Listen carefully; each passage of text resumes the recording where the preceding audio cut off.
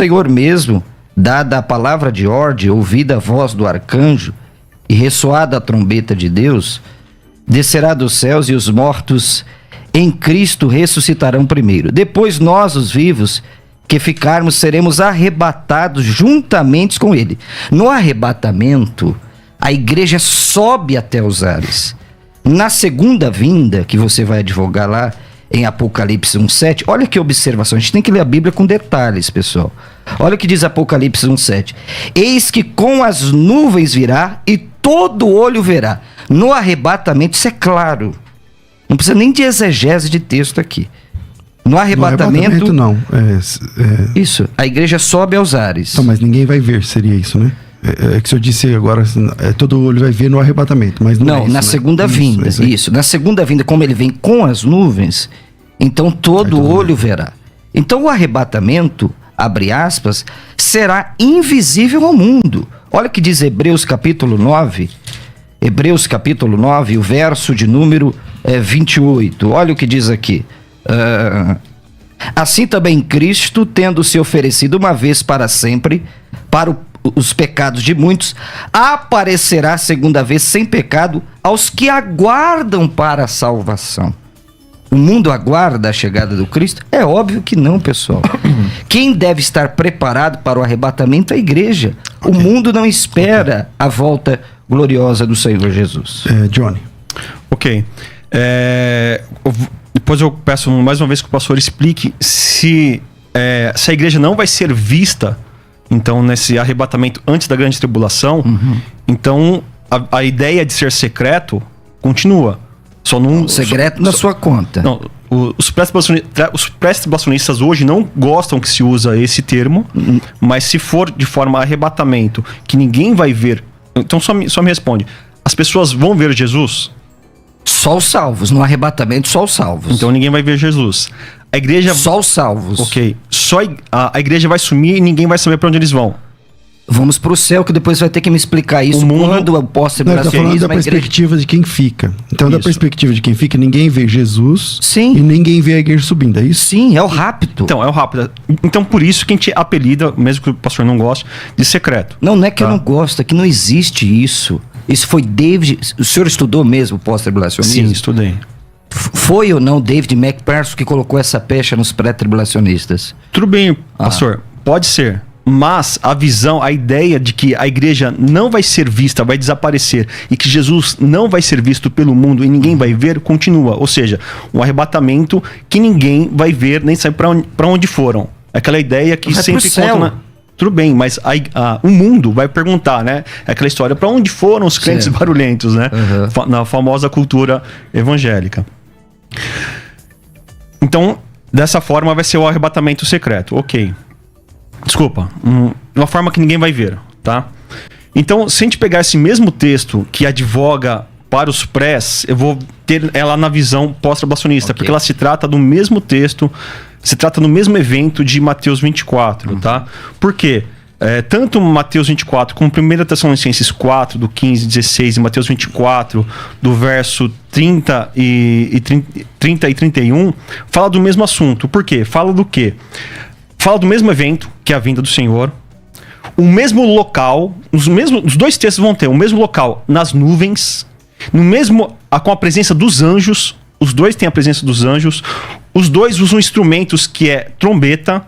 E os dois têm a ação de recolhimento dos salvos. E os dois têm recolhimento dos salvos nos ares, nas nuvens. Me mostra nesse texto de Mateus capítulo 24, 31, ressurreição de mortos. Mostra para mim. Está incluído no recolhimento dos salvos. Só não está detalhado, mas se a gente pegar outros textos, vai mostrar isso exatamente. Certo. Ou seja, as profecias... Não tem profecia nenhuma que está completa. Ela é progressiva. Ela mostra um detalhe, depois tem outra profecia que mostra outro detalhe, e a gente vai completando essas informações. Então, a gente já entende que aquele recolhimento que os anjos estão recolhendo tanto os arrebatados, como também os ressuscitados. Está claro no texto isso? Naquele texto de Mateus, certo. Não, mas nos outros textos, sim, e deixa isso bem claro. Não sei se eu tenho um pouquinho mais de tempo. Tudo bem, você quer concluir? Gastaria um pouquinho mais de tempo, mas pode Não, passar deixa ele sobre isso, concluir, então. pastor Pode concluir. César, pode concluir. Eu queria ler então o mesmo texto que o pastor leu, 1 Tessalonicenses 4, e chamar a atenção em alguns pontos, né?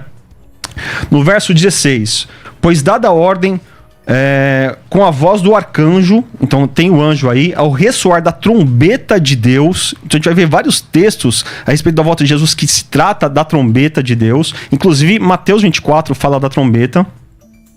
Mas lá tocada por anjos, né? Não por Deus, né? Então Deus vai tocar a trombeta? Ele mesmo vai pegar a trombeta e vai tocar? Bom, trombeta de Deus é uma coisa. Trombeta tocada por anjos de Deus é outra coisa. Mas prossegue no seu raciocínio. Quando Deus toca a trombeta, ou melhor, quando é trombeta de Deus, é Deus mesmo que vai pegar a trombeta ou é a ordem para um anjo tocar a trombeta de Deus? Sim. Então, a trombeta do anjo, existe anjo tocando trombeta que não é de Deus? Não. Então, trombeta de Deus é trombeta dos anjos também. Então, continuando aqui, ó. Ao ressoar da trombeta de Deus, o próprio Senhor descerá dos céus. Então, aquela visão que a gente vai ser arrebatado, a gente vai sumir daqui, vai parar lá nos céus onde ninguém vai ver, aqui já começa a ser quebrada. Porque nesse mesmo texto, que aparentemente é secreto, ninguém vai ver, fala que o próprio Senhor descerá dos céus. Ele não está lá no céu de Deus escondido. E está aqui céus no plural. Ou seja, céus no plural, aqui tem pelo menos 2 céus. Então, se ele desceu 2 céus, ele está no nosso céu. Então, o próprio Senhor descerá dos céus, ele está nos nossos céus. E a prova disso é que o texto continua falando que ele estará nas nuvens. E as nuvens não tem lá no céu de Deus nem outro céu. As nuvens fazem parte do nosso céu, da nossa atmosfera terrestre. As nuvens lá ficam dentro de 2 quilômetros até 12 quilômetros de altura. Então, nuvens, quando fala de nuvens, está falando do nosso céu. Os aviões, eles vão acima das nuvens até. Então, quando a gente fala de nuvens, estamos falando da nossa atmosfera, ou seja, visível. Ok. Pastor Marcelo.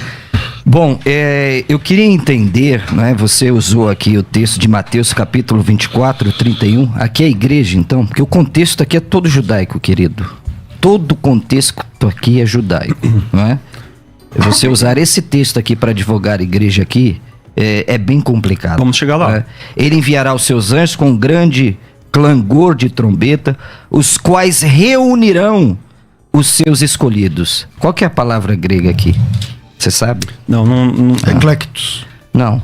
Reunião é epicinago. Eu tô falando da... Que não escolhidos. tem nada a ver com a nossa reunião com ele aqui, que é a panteses. Pessoal, a gente tem que estudar as línguas originais da Bíblia. Quando a gente estuda as línguas originais da Bíblia, nós vamos ver que não tem nada a ver. Primeiro, que quem vai arrebatar é o Senhor Jesus. E aqui em Mateus capítulo 24, está dizendo que os anjos, com grande clangor de trombeta, vão reunir os escolhidos. Não tem nada a ver, não é anjo que arrebata a igreja. Quem arrebata a igreja é o Senhor Jesus. Isso aqui é uma menção à profecia de Isaías capítulo 27, 13. Viu? Então eu estou quebrando essa tese aqui do pós-tribulacionismo, porque está aqui Isaías 27, 13. Naquele dia se tocará uma grande trombeta, e os que andavam perdidos pela terra da Síria e os que foram desterrados para a terra do Egito tornarão a vir e adorarão ao Senhor no Monte Santo de Jerusalém. Isso aqui é uma profecia. Mateus capítulo 24, 31, os escolhidos aqui são judeus.